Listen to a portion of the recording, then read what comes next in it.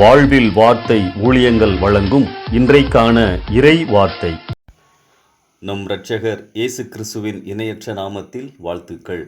எப்போது நாம் இயேசு கிறிஸ்துவை சொந்த இரட்சகராக ஏற்றுக்கொண்டு பாவ மன்னிப்பை பெற்று அவருடைய பிள்ளைகளாக மாறுகிறோமோ அப்போதுதான் உண்மையான உயிரோட்டமான ஜெபம் நம் வாழ்க்கையில் ஆரம்பமாகிறது. இயேசுவின் மூலமாக தேவனோடு பேசுகின்ற பெரிய ஸ்லாக்கியத்தை நாம் பெற்றுவிடுகிறோம். நம் தகப்பனிடத்திலே நம் தேவைகளை பகிர்ந்து கொள்வதைப் போல நாம் நம் பரம தகப்பனிடம் கேட்கலாம், பகிர்ந்து கொள்ளலாம். நீங்கள் விசுவாசம் உள்ளவர்களாய் ஜெபத்திலே எவைகளை கேட்பீர்களோ அவைகளையெல்லாம் பெற்றுக்கொள்வீர்கள் என இயேசு கூறுகிறார். மத்தேயு 21:22 வசனத்திலே நாம் வாசிக்கின்றோம். இயேசு கிறிஸ்து தம் சீஷர்களுக்கு பிரசங்கிக்க கற்றுக் கொடுக்காமல் ஜெபிக்க கற்றுக் கொடுத்தார். தானே ஜெப வாழ்க்கைக்கு அவர்களுக்கு முன் உதாரணமாய் இருந்தார்.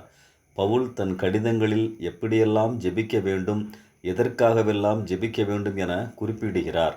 அன்பானவர்களே, நம் ஜெப வாழ்க்கை உயிரோட்டமாக உள்ளதா அல்லது சலிப்பாக உள்ளதா?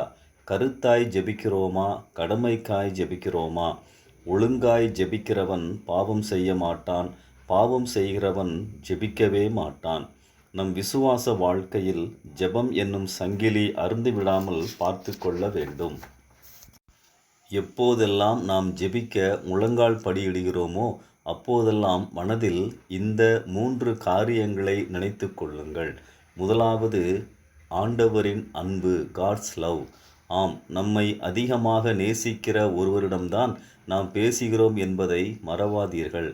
நீங்கள் ஒருவரை நேசித்தால் அவருக்கு எப்படியெல்லாம் உதவ வேண்டும் என நினைப்பீர்கள் அல்லவா? அதுபோலத்தான் ஆண்டவரும் நம்மை பார்க்கிறார். அந்த அன்பின் உள்ளத்திற்குள் நீங்கள் இருக்கிறீர்கள். இரண்டாவது, ஆண்டவரின் ஞானம், காட்ஸ் நாலேஜ்.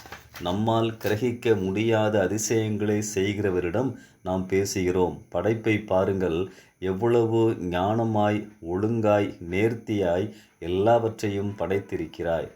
இயற்கை ஒரு நாள் கூட தன் வழக்கமான காரியங்களில் தவறுவதில்லை. விஞ்ஞானிகள் வானமண்டலத்தை பார்த்து ஆச்சரியப்படுகிறார்கள். சூரியன் என்றாவது தாமதமாக உதிக்கிறதா? ஆம், ஞானமுள்ளவர் நம் பரம தகப்பன். மூன்றாவது, ஆண்டவரின் வல்லமை, காட்ஸ் பவர். கடற்கரை அருகே நின்று தூரமாய் பாருங்கள், ஆண்டவரின் வல்லமையை உணர்வீர்கள். நம் வாழ்க்கையில் எதையும் செய்ய முடிந்தவர் நம் ஆண்டவர்.